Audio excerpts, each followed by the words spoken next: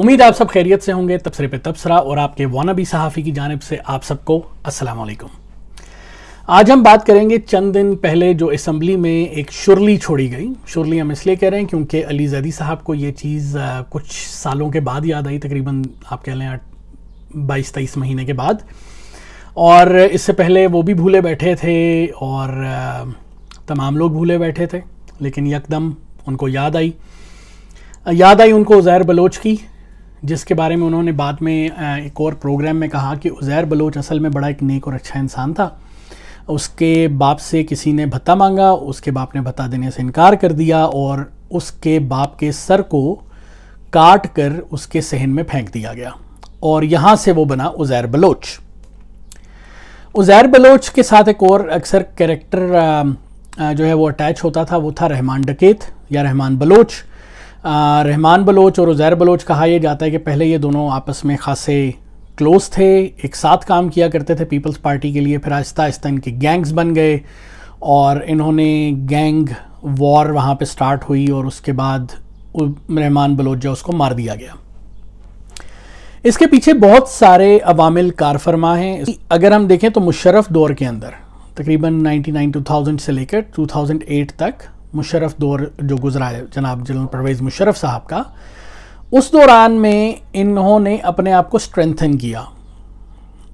اس دوران میں اتنا کچھ کام نہیں ہوا, لیکن یہ اسٹرینتھن اس دوران ہوتے رہے. تو اس دوران میں ان کی پشت پناہی کون کرتا رہا, اس دوران میں ان کو یہ اسٹرینتھ کہاں سے پکڑتے رہے, اور اس دوران میں ایم کیو ایم نے بھی خاصی اسٹرینتھ پکڑی, اور بعد میں جو ایم کیو ایم کے اوپر الزام لگے, جو الطاف بھائی نے باتیں کیں, وہ کیا تھیں. تو یہ سارے جو ہے نا عوامل ایک دوسرے سے انٹر لنکڈ ہیں, ان کو آپ علیحدہ علیحدہ رکھ کے نہیں سوچ سکتے. پھر عزیر بلوچ جو ہے اس کے بعد اس کو بارے میں ہمیں یہ بھی دیکھنا چاہیے کہ اس کے تعلق صرف پیپلز پارٹی سے نہیں تھا, اس کا تعلق سندھی نیشنلسٹ پارٹیز کے ساتھ بھی تھا. اس نے کچھ کام نون لیگ کے لیے بھی کیے, اس نے کچھ کام ایم کیو ایم کے لیے بھی کیے, ایون کہ اس نے کچھ کام بی ایل اے کے لیے کیے, کچھ کام وہ انڈیا کے لیے کرتا تھا. تو اس کے پاس اس کے بیک گراؤنڈ میں بہت سی چیزیں تھیں. پھر ہمیں ایک شخصیت کا نام نہیں بھولنا چاہیے اس پورے سلسلے میں, جس کے بارے میں علی زیدی صاحب نے کہا وہ شیر کا بچہ ہے. میں پرسنلی ذوالفقار مرزا صاحب کو بہت پسند کرتا ہوں, میرے خیال سے وہ واقعی میں شیر کا بچہ ہے. لیکن جو علی زیدی صاحب نے ریزن بتائی, وہ انہوں نے یہ بتائی کہ ذوالفقار مرزا نے کیونکہ یہ ایکسیپٹ کیا, آپ سب کو وہ تقریر یاد ہوگی جس کے اندر انہوں نے یہ بولا تھا, ایک جلسہ عام سے خطاب کرے تھے لیاری میں ہی, انہوں نے کہا میں نے تم لوگوں کو یہ جو اسلحہ دیا یہ شادیوں پہ چلانے کے لیے نہیں دیا, اگر تم پہ کوئی حملہ کرتا ہے تو اس کو مار دو, اس کی ایسی کی تیسی کر دو. تو اس کا مطلب یہ ہے کہ کہیں خاص جگہ سے لیاری کے لوگوں کے اوپر کوئی حملے ہو رہے تھے, اور ذوالفقار مرزا نے اس چیز کو ٹریگر کیا. وزیر داخلہ تھے سندھ کے اس ٹائم پہ, اور ان کی سرپرستی میں بیسیکلی یہ سارا اسلحہ اور یہ ساری چیزیں عزیر بلوچ یا دیگر لیاری گینگ وار والوں کو دی گئیں, اور انہوں نے ریزن بتایا, انہوں نے کہا تم پہ حملہ کرتا ہے تو وہ کرو. اب سوال یہاں پہ یہ ہے علی زیدی صاحب سے کہ یہ شیر کا بچہ آج کل کہاں پہ ہے؟ یہ جس کو آپ شیر کا بچہ کہہ رہے ہیں, یہ آپ کی کچھاڑ میں بیٹھا ہوا ہے. اس شیر کے بچے کی جو فیملی ہے وہ آپ کی اتحادی ہے. اس شیر کے بچے نے جی ڈی اے کی, جس کو آپ کہہ سکتے ہیں کہ باقاعدہ طور پہ کیمپیننگ کی ڈیفرنٹ جگہوں پہ پورے سندھ کے اندر, اور آپ لوگوں کو سیٹیں آپ کی جھولی میں لا کے ڈالیں, اس لیے آج وہ شیر کا بچہ ہو گیا ہے. اگر وہ شیر کا بچہ جو ہے اس کا نام آپ نے جے آئی ٹی میں جو ڈالنا تھا یا ہونا چاہیے تھا, کیونکہ اس کا عزیر بلوچ کی سرپرستی کا دعویٰ ہے, وہ یہ دعویٰ کرتا ہے وہ شخص کہ میں عزیر بلوچ کی سرپرستی کر رہا تھا. اب ایسی صورتحال میں آپ یہ بولیں کہ جناب عزیر بلوچ تمہاری جو ہے تم اصل میں کلپریٹ ہو, تمہیں سعید غنی نے, قادر پٹیل نے جو ہے وہ سارا اسلحہ دیا تھا, سارا کچھ انہوں نے کیا تھا, اور ذوالفقار مرزا صاحب تو شیر کا بچہ ہے. تو جناب گزارش آپ سے یہ ہے کہ جب آپ ان چیزوں کو جن پیرایوں میں دیکھتے ہیں وہ عوام کے سامنے پورا سچ بولیں.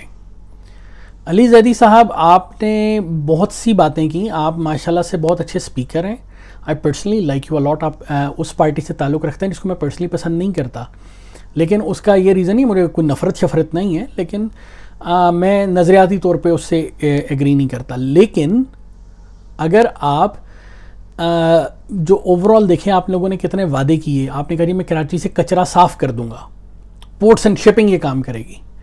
کہاں ہوا؟ کچھ بھی نہیں ہوا. سندھ حکومت بھی باتیں کرتی رہے گی, آپ بھی باتیں کرتے رہ گئے. اس کا ریزن یہ آپ لوگ ایک میز پر آ کر نہیں بیٹھے. تو یہ عوام کے سامنے لگائی جانے والی ڈرامے بازیاں, اپنی سیاسی مجبوریاں, ان کی وجہ سے آپ غلط چیزوں کو ڈیفینڈ کر رہے ہوتے ہیں. میں آپ سے یہ نہیں کہہ رہا ہوں, دیکھیں اگر آپ لوگوں نے پکڑنا ہوتا ہے نا تو آپ نے خورشید شاہ کو اندر کیا ہوا ہے نا, رائٹ. آپ نے خورشید شاہ کو اندر کرنا تھا, آپ نے کر دیا. آپ نے آصف علی زرداری صاحب کی وارنٹ گرفتاری ایشو کرنے تھے, آپ نے کر دیے.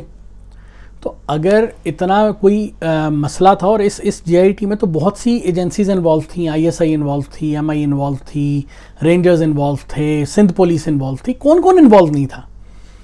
تو بجائے اس کے آ کے آپ ویسے ہی آپ نے کہا جی کہ جب جے آئی ٹی ایشو نہیں ہو رہی میں تو منڈے کو لے کر آؤں گا, سوری میں ہائی کورٹ سے یا سپریم کورٹ سے جہاں سے بھی آپ گئے ہوئے ہیں میں وہاں سے نکلوا کے لے کر آؤں گا, اور ساتھ میں آپ کہہ رہے ہیں یہ جے آئی ٹی ہے. اگر وہ ایشو نہیں ہوئی تو آپ کے ہاتھ میں کون سے پیپر ہیں اور آپ کو کس نے وہ پیپر دیے؟ ڈیفینیٹلی نہیں, ایجنسیز میں سے کسی نے دیے وہ پیپرز آپ کو, رائٹ. تو کہنے کا مقصد یہ ہے کہ اگر ان چیزوں کے اوپر کوئی عمل درآمد کرنا ہوتا ہے نا جب ہماری ایجنسیز نے, تو وہ پھر ویٹ نہیں کرتی کسی کا, وہ چپ کر کے جاتی ہیں اور جا کے نیشنل ایکشن پلان کے تحت ان کو اٹھوا لیتی ہیں.